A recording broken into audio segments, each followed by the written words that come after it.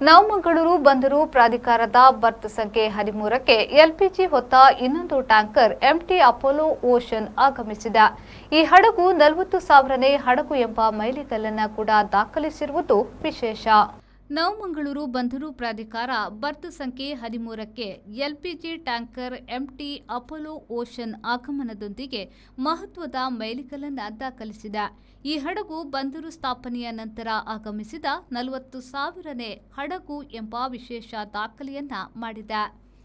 ಈ ಮಹತ್ವದ ಸಂದರ್ಭದಲ್ಲಿ ನವಮಂಗಳೂರು ಬಂದರು ಪ್ರಾಧಿಕಾರದ ಉಪಾಧ್ಯಕ್ಷರಾದ ಎಸ್ ಶಾಂತಿಯವರು ಹಡಗಿನ ಕ್ಯಾಪ್ಟನ್ ಅವರನ್ನ ಸನ್ಮಾನಿಸಿ ಅಧಿಕೃತವಾಗಿ ಸ್ವಾಗತಿಸಿದರು. ಈ ಸಂದರ್ಭದಲ್ಲಿ ಬಂದರಿನ ಹಿರಿಯ ಅಧಿಕಾರಿಗಳು ಉಪಸ್ಥಿತರಿದ್ದರು. ಎಂಟಿ ಅಪೋಲೋ ಓಷನ್ ಹಡಗು 16,000 ಮೆಟ್ರಿಕ್ ಟನ್ ಎಲ್ಪಿಜಿಯನ್ನು ಇಳಿಸಲು ನಿರ್ಧರಿಸಲಾಗಿದೆ. ಇದು ಪ್ರಾದೇಶಿಕ ಕೈಗಾರಿಕಾ ಹಾಗೂ ಗೃಹ ಬಳಕೆಯ ಅಗತ್ಯಗಳನ್ನು ಪೂರೈಸುವಲ್ಲಿ ಬಂದರಿನ ಮಹತ್ವದ ಪಾತ್ರವನ್ನು ಮತ್ತಷ್ಟು ಬಲಪಡಿಸುತ್ತದೆ.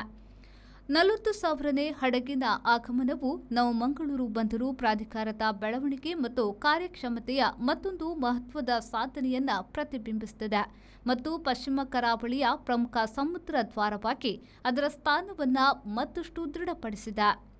ಶರಸಾಲಿಯನ್, ವಿ4 ನ್ಯೂಸ್, ಮಂಗಳೂರು.